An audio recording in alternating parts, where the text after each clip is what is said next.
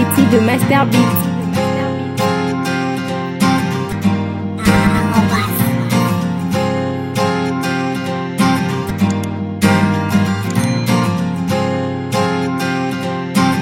Salut madame, messieurs, fidèles mes chers abonnés de Teen Express Télévision, encore une fois merci. Et je suis très content parce que je sais que vous êtes tellement nombreux partout, dans tous les quatre coins de la planète, pour répondre à ce grand rendez-vous, à cette émission, ce programme Boigny, encore une fois. Merci beaucoup. Et encore une fois, de plus, sur ce programme, cette chaîne Teen Express Télévision, nous recevons un homme des dieux, le prophète John Gefa. Et pour ne pas trop parler, directement nous allons prendre l'avion pour décoller. L'actualité oblige et de relever la moignure sur le lot. Na mosali nzambe prophète Ngefa otokimba moto pisi mbote mosali nzambe. Mbote ndeko nzambe apambola yo lokuma sande zonge pa ya nzambe, nous sommes ensemble.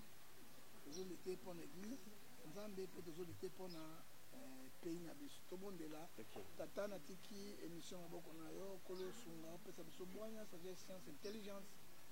Tiki pe mboka ya Kongo maboko na mboka ya Maputo, mboka ya Ngotobobo. Kolo kaite loboko pe ngolumeza la kati na biso. Tiki pe bande ko diaspora maboko na nzambe surtout patron ya chaîne oya za makena malamu kwa sa tumaria na Yesu batela epe sunga ye azaka liboso. Nous pépénons sur la belle kati na bango. Yo bana la biso ko sukisa na biso na komona papa pe na mwana amoli musantu. Amen. Amen. Mosala nzambe obandaka toujours ba programme ba émission na losambo pona nini? Na bandaka na losambo parce que Bible a dit biso Jérémie 33 verset 3 évoquez-moi je te répondrai. OK. Mayelo nga na répondaka yo te pa na ngai te émission. Comment ya ko sala 5 10 émissions.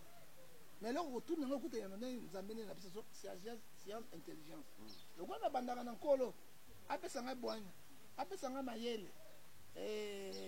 Yango na moina bana no sang parce que na bete Ecclésias chapitre 8, verset 8 alobi, motami tout à tolote parce que pe mabomo nkolo na nzambe pa oyo zotambola yango, nzambe ne moto zo bongisa yango. Moi je reconnais Dieu, na ebi valeur na ye, je sais.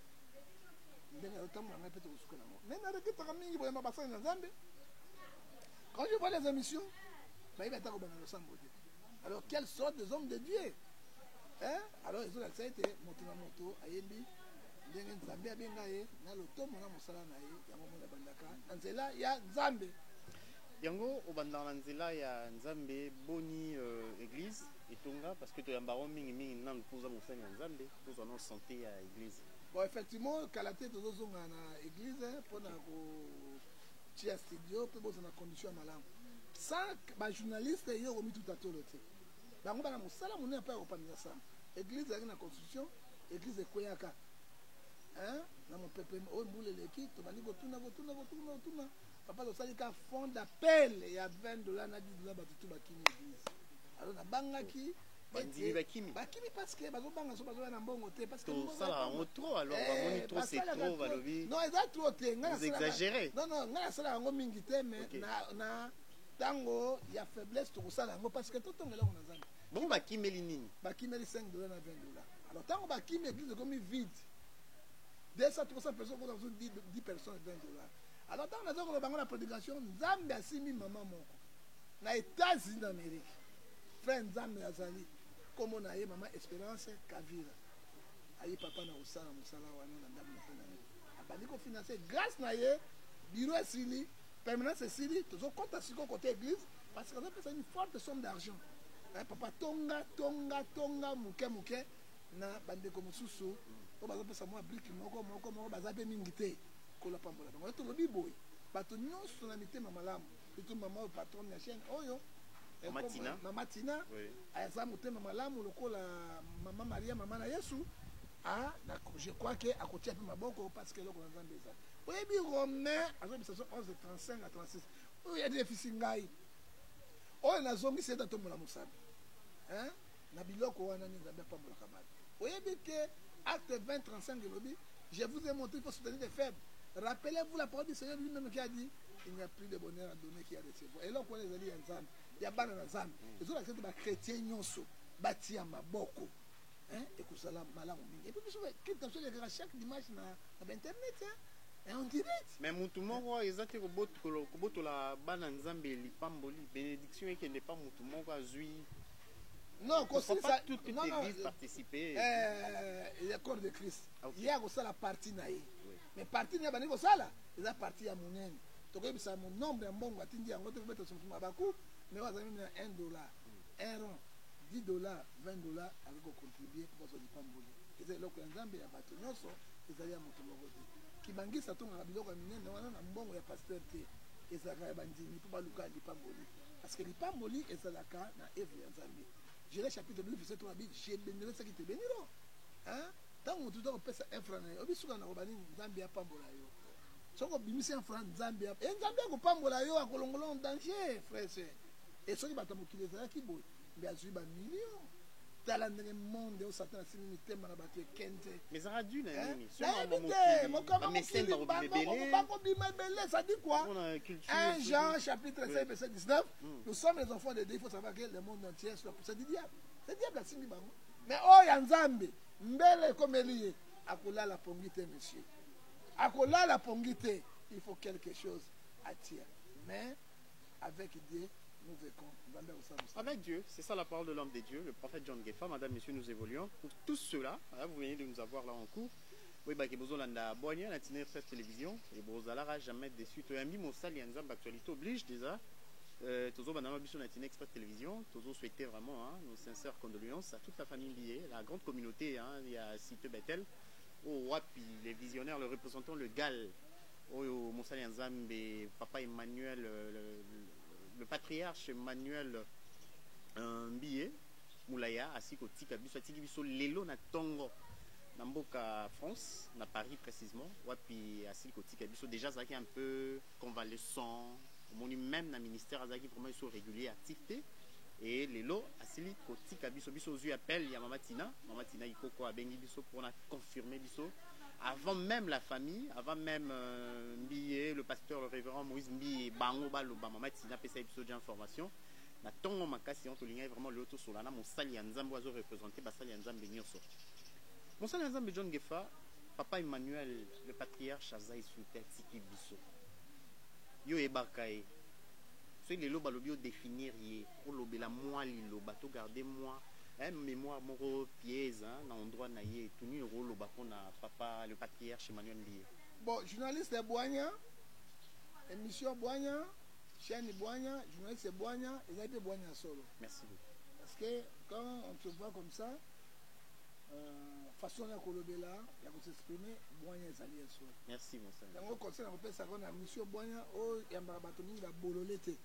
Parce que dans va bololete. Il y a basai na nzambe na bato ba na boanya lokola télévision ezali boanya oyebi mabe na biso ba congolais en Afrique soki moto akufi même azalaki assassin même azalaki voleur bazongi sala maloba malamu azalaki boye mais tu peux tromper bato on ne peut pas tromper la conscience on ne trompe pas la conscience et quand on parle de la conscience on parle de Dieu lui-même c'est créer l'homme à notre image asali bato mais a tué eloko wana esprit ya koti na kati ya moto tu peux kosa ya moto jour moso boya l'accès ministère de la mort ndenge bato bakufaka ndenge esprit ezakati na bato je te promets ndenge bato bakena moto na cimetière ndenge bandoki bayaka balukaka esprit ya moto ndenge bazwaka boye ya nzambe ezali émission tokoloba si la mort secret ya mort tokolobela yango parce que rôle la prophète ezali lokola un enseignant Éphésiens chapitre 2 verset 20 nous sommes fondés sur les enseignements des apôtres et des prophètes. Un prophète, celui qui prend la pensée de Dieu, transforme le peuple de Dieu. Un prophète, Ézéchiel 33, verset 7, comme un sentinelle. Il faut tout le bilan. Oui, monsieur Abouania, et na yebi et pas maman, il coco, balandila gayango, mink. Et na koiko loba pona Emmanuel Mbiye, apôtre, c'est un véritable apôtre. Aboti batubele. Asali Moussa Sirateur. Apôtre Mbiye, dans Mazaki na Radio Sentinelle, quand apôtre Mbiye prêchait les matins, au Kolobaka Nzambe Ningaki. Et apôtre Mbiye, il y a apôtre Moko, ou Yatamboula qui n'a pas Nzambe. Un apôtre modèle. Il était très simple. Bon, n'a pas d'image, on a toujours quand on a la chemise, marche courte. Hein? N'a pas d'image, Il n'était pas orgueilleux, il n'avait pas de garde-corps. Parce que je me souviens tout le monde qui n'avait pas de garde-corps, c'est Nzambe a rebattu dans l'évangile. Et il craignait Dieu. Un grand prédicateur au Congo, après Emmanuel Mbiye, Awana Congo, c'est apôtre Nani Walimete Wana, Léopold Mutombo. Ma belle Mutombo, parce que nous sommes bateau, Nzombo, Ngubu, ce sont les modèles. Et quand je prends apôtre Mbiye, dans le Jean-Paul Mutombo, c'est Papa Barouti. Ce sont les modèles. On a perdu un grand baobab à Evry Nzambe. Parce qu'il va plier un modèle. Parce qu'il va comparer avec Mukuna, Sony, Nini, lui il était supérieur à eux. Le père d'église de réveil, ce n'est pas Mbi et Moulaye. Moi, je suis allé à l'église de réveil, papa Mbi et Moulaye. Parce que le père d'église de réveil, papa Vernon a Koufa. Que là, il pas Azali vivant, na Mosé a dit na balanzane malam. Ni balé ba Koufi, Patrick na papa Kelani Pat, il est vivant. C'est après papa Kelani Pat, c'est apôtre Mbiye Moulaye. Donc moi, je suis allé un grand frère, na Moussala Oye. Ozoka, les lots batu ndenge wana bazali avec na lokoso ya mbongo te évangile un até qui en côté il prêche toujours la répétance, la crainte de Dieu, l'obéissance à Dieu, l'enlèvement de l'église. Il était modèle. Hein? Mais tout le bien était Exode chapitre 20 verset 7, tu ne portais pas les faux témoignages avec ton prochain. Dans la suite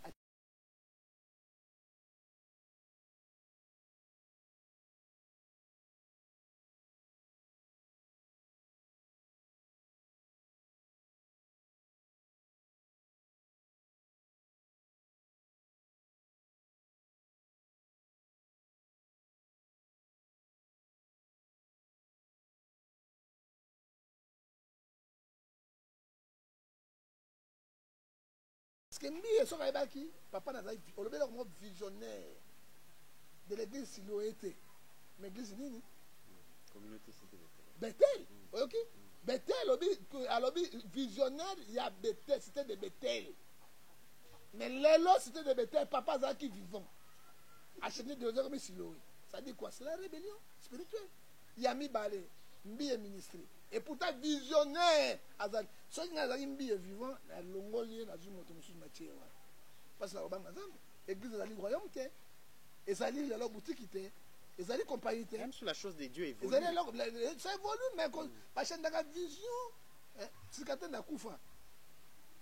Papa, atikila mwana. Est-ce que moi na singa église de Dieu vivant? Non, ça reste les mêmes.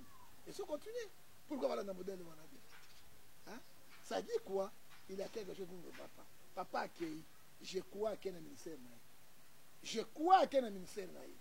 Or que moi, je vais recopier papa na makambo nyonso sans qu'on chante bakombo. Mais pourquoi on chante bakombo? Ils ont dans Jean 13, Jean 12, 43. Ils aiment la gloire du monde que la gloire de Dieu. Et Mbi et le père composaient. Ils chantaient, ils composaient. Moi, je suis makilawana. Lui, il chantait, il prêchait. Pourquoi traîner l'idéologie à père n'a été? Ça dit quoi? Matthieu 6, 24, tu ne peux pas suivre deux chemins à la fois. Ou bien tu suis mon mot, ou bien tu suis Dieu. Quand mon papa Zaki n'a mis, le père a continué à dire, quand l'enfant a changé tout, Deutéronome 28, verset 28, n'a pas passé l'esprit d'égarement au nom des guégués. Ça dit quoi? Des visions, des chemins, des idéologies. Mais Moussa Nzambe, vous êtes vraiment très clair, vous êtes vraiment limpide. Mais est-ce que, connaissons que, parce que nous témoignons pour le patriarche Emmanuel Mbiye, l'apôtre, Ndengo Yebelake est un homme discipliné, simple, Aza vraiment bon, Azaki modeste, Akokai ko accepter aux hommes, moi na o Aza na confiance na été. Azo maîtriser bien tes pesae charge wana, mukumba munene wana o yemo Azaki na crainte Nzambe pour na musala wana. Donc quelque part, à mon avis que moi na répondre à Aza na ba à tout. C'est comme mukuna azui trésor pastoral. Na tout nyo siko. Mukuna na bana boni sentiment et bomarabat. Frère, celui qui sont le cœur de l'homme et des reins, c'est Dieu. Hein? Mais il y a des critères. Moi, je connais Mbiye. Mbiye ne parlait pas. Mbiye Moïse, calme. Tango bitumbe bimi. Papa ngati kalanda adjoint na ye wana, papa mulubana, azala visionnaire. Ok. Tant qu'on va discuter, c'est Denis qui a sa émission. C'est maintenant qu'on va Denis. Abengi mbi abiyaka père na yo anotika boulot zwatia moi. C'est Denis wana. Moi j'étais là. Donc papa pa landaki maloba Denis. Alandaki maloba Denis ngala zalaki nazali na ndako ya Denis na yaki nakutaki yango. Denis a eu première démonstration na veillé moral de 31 à 2008 2000 combien wana. Des prédicateurs na monate. Tant mbi ate tika mbi abadeni ça va clairement des prédicateurs donc là stade mon des équipes mais habite mi mal yo mon abadeni voilà il pose en école à l'est Denis l'est il pose en coaching bato musu bali ba courage ko ngaba na bude o mutale ki bana bude na courage ça on va donner siko baba maman na terre c'est même jour à kufaka Congo ne le baba la kata Congo. Acteur en bientôt ma bé. C'est acteur en ma bé. La courage on l'équipe. OK. Abengi yenda kochandi yembi betele. Tango pasteur wana limité. Nambi pasteur limité dans ko ngasi mambia na maboko. Utakota na kati nani. Moi simbi. Ba kuma mimi na justice, oui ba kiango. Ba kuma mimi na justice na moi simbi. Ça dit quoi église le met dans ma boutique. Et tu sais, commerçant, papa, ça a quelque chose de moi à remplacer, ben moi, si non. Ton nom protestant, ton salaire le catholique, et là, papa, a une carte à Rome. Ce n'est pas romain. Hein? Ce n'est pas romain. Hein? Quand on se dit que tu bandis une mission de Niles, papa. Père, il a sa responsabilité, il y a église. Mais billet, Moïse, après ça, Denis, c'est un merci, mon colombo côté. Ça, c'est la vérité que je te dis. Hein. Après ça, Denis, c'est un merci, mon colombo côté. On se connaît quand les lois, le papa, il y a qui. Si on a banque, ton papa, il n'y a pas visionnaire. Mais c'est les lois, il y a des visionnaires. Et là, on y a ma longueur, c'est ça le problème. Et puis, tant que papa, il y a une vie. Makamutu mbi ya bane ko sala ala son courage ya kodonsa mwana nzela te parce qu'il était malade. Ça dit quoi? On a perdu un grand baba. L'apôtre Azaki quand la mona moko le révérend pasteur Moïse Mbi était ban Azaki belé balidi même Moïse a des grands frères hein bazami ba grand frère na ya na ba tebele. Mais qu'après son départ aux hommes Barozalaka ensemble parce que déjà biso tous en information sur l'examen de Express Télévision oh wapi déjà pour la chaîne Lidi Mbi et na Moïse Mbi bazai déjà na moi ba divergence moi ba guerre moi c'est ça qui ba Jean ba ebaki mais est-ce que les lois après son départ de la gestion et l'église suite et bon papa on dit 1 Timothée chapitre 6 verset 16 on dit toke ba mbongo 10 toke ba na mbongo. Dès que papa mbi ezali vivant guerre ezali pour la chaîne te mais pour l'église lokola tant mbi abane ko changer ba kombo wana parce qu'il y a ba grand frère azana ba sœur azana bato yami biso ko gouro hein c'est ça le problème hein est-ce que famille a un pourcentage il y a papa na bango parce que musa papa na bango asala kindi yango visionnaire nyo soki a kufi to apemi ezalaka na 10% bapesa na famille na ye po bameka ko survivre ozomona est-ce que mbi abane ko pesa yango parce que guerre ezalaki mbi le père azalaki na mwana moka mbi Emmanuel mbi était ana ba grand frère na ye ana ba sœur na ye ezali po na radio te même na ko informer ba komani na ba tribunal alors samba po na makambo wana église église neka shendaki mikanda elongwai c'était de Bethel et comme Siloé si ko batuna ke kolongola Siloé ndenge ni père aza vivant. Parce que père n'est visionnaire, il a droit de faire un longola yo, a de monter musu atia yewan. Hein? Ezali lokola o ezoleka na bima. C'est la même chose. Hein? Ba kere wana, ya ba frère na ba frère, ezoleka na bima. Ndenge moko. Est-ce que moi simbi ya bisa mbi ya ministry. Azali ko préparer te pour article la bango. Hein? Hein? Aka masala loko na ye moko personnalité. Point de na lobité. Appelle c'est un point d'interrogation. Mikolozo ya toyeba. Mikolozo koya bana et puis de mbi ya ko la chaîne c'est $100,000, 80,000, $50,000 aussi, il y a beaucoup d'argent. Hein? À côté que les bangos sur le haut, à côté que les bangos, c'est chaîne. Oui, bien voici l'homme, il y a combien de chaînes? 3 chaînes. Hein? La télévision, voici l'homme. On a 3 chaînes à télévision. Hein? Et donc, ils ont dit, bah, guerre, moko, il y a ban, mais à moi, c'est 3-7, Dieu ne fait rien sans toutefois rêver, c'est que les serviteurs, si me connaît, parce que les choses cachées sont à l'internet, mais il revient ces secrets, secrets envers leurs serviteurs. À moi, c'est 3 verset 7. Laissons le temps au temps, madame, messieurs, pour ces dossiers. Il y a toujours l'un de la programme. Il y a un programme déjà dans WhatsApp. Et place au Bakwaso Koutana déjà avec la famille. Et juste après, émission à prophète John Gefa, Koutana, une de sœurs aussi, hein, ton parenté dans la famille Mbié, ou plutôt que pour Samuel au mot vite fait.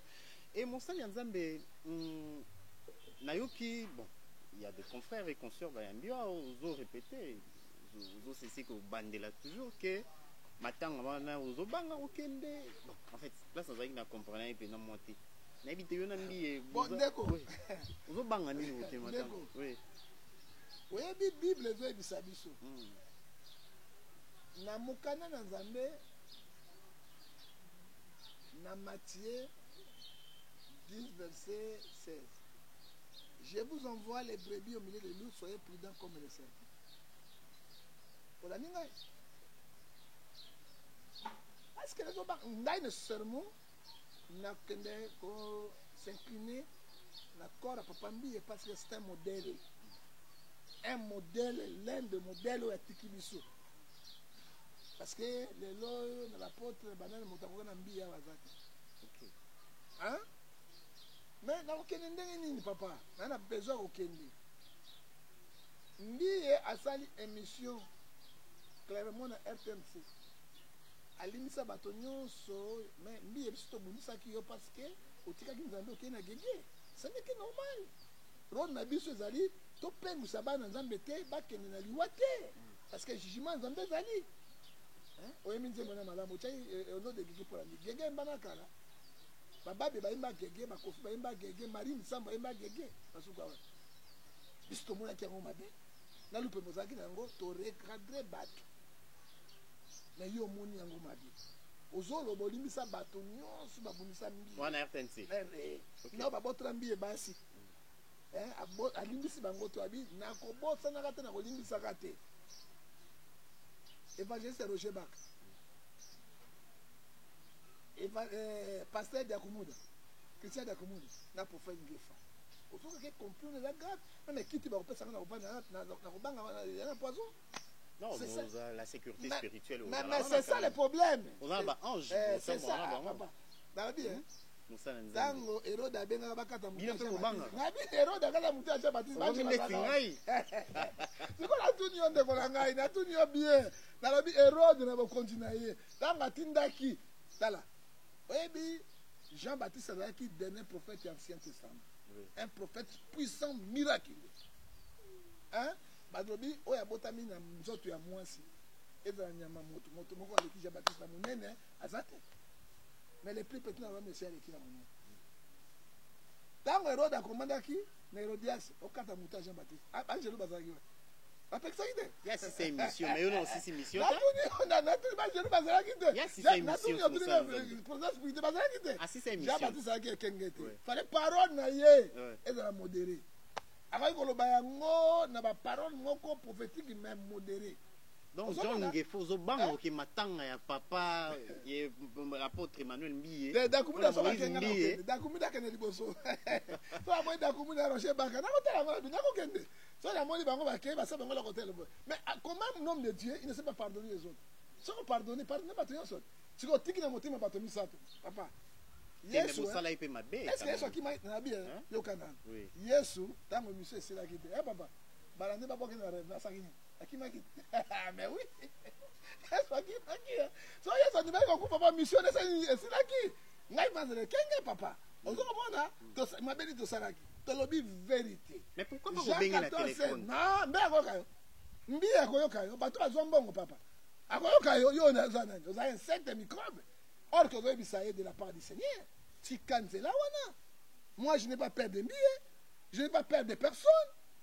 hein nayebi nzambe moto abatela ngai mpe aprotégeaka ngai monsieur mozobanga kiti ya poison ya mais yango nazomona oui soki madame nakomi na kiti yango nasala fiko konko na oyo te navandi ya ok ozomona nayebi te nazotala mais papa mbi akende boye te mais mosala il faut zala parce que nayebi bakamera ekotonda nakokoma so il faut batama ta na coin na suka nakobatama te misunu na mbiye ekutana te batama nabanga mbiye nana likambo ya motu te nga na mbiye toza benemi te mais biloko na bango ezopekisa biso tokabwana Amos 3 verset 3 deux hommes ne marchent sans temps être inconvaincus mais na ntango ya matanga tokokutana kofi na wazekwa bakutana na matanga jiben pierre na ewera bakutana na matanga moi je vais aller s'incliner.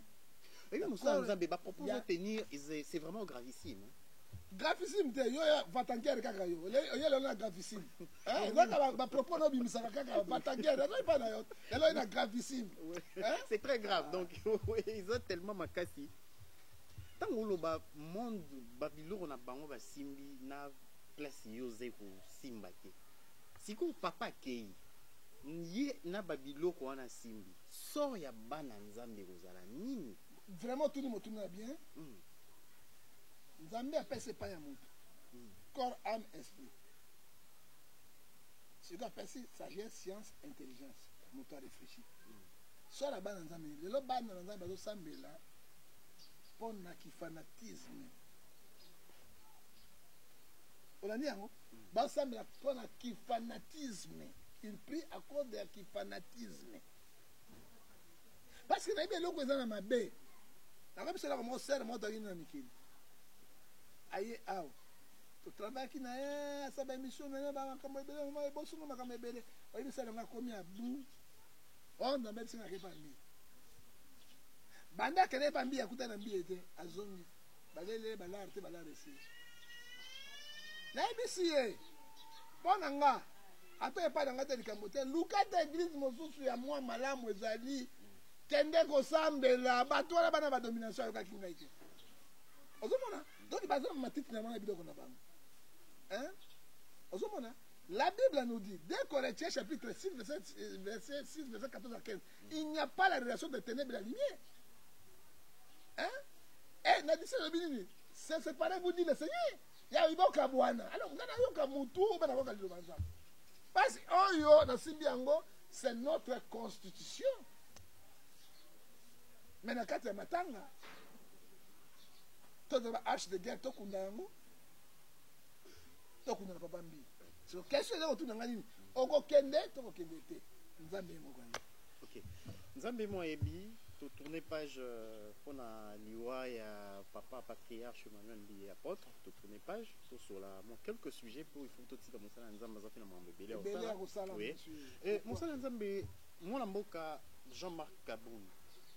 Derrière lui, il mobilise toute une équipe, un groupe de députés pour ne pas déboulonner, pas faire sauter mon mboka Gentini Ngobila, oui Kinshasa comme solo.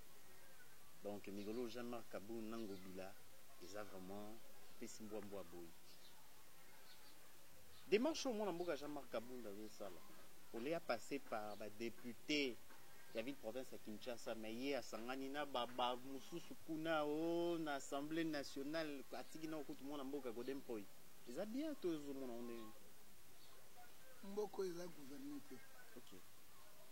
Ils ont passé un est-ce que vice-président de l'Assemblée nationale a kotika atala makambo ya ba loi président ba fantasme ya peuple a mobilisé ba député ba la majorité pour le peuple quand même à paiement ou bien à luka tête individu. C'est grave. Nous n'arrivons pas à comprendre. Même Chadari Azalaki Boité. Hein? Mais Bochabi Azalaki Boité. Modèle ni bateau bazo me la bateau. Modèle ni abanana godé poéta tikino godé poéta. Allez à côté ce qu'on a ngobila. Parce que ngobila outi moto ya Kabila ya PPRD. Est-ce que tant qu'il mouta Azalaki a propre. Pourquoi le corps de la député n'a pas corrompu national, provincial, Balandaka Mbongo? Je n'arrive pas à comprendre, mesdames et messieurs. Parce que Ngobila a une attribution. Est-ce que vous avez dit qu'il mouta Atikaki banyongo moko énorme na ville ya Kinshasa. Parce que moto akorempase Ngobila Kimbuta akozwa yombo ya grave. Ngobila akokufa yombo. Ngobila n'a pas d'argent, ba banque nyonso defisaka mbongo te. Kimbuta defi ba mbongo nyonso ba banque nyonso bazo sende ba banque muke. Qu'est-ce que Ngobila va faire? Parce qu'il n'a rien. Est-ce que bakite ke Ngobila na Kimbuta afunda Ngobila afunda Kimbuta na justice? Oui.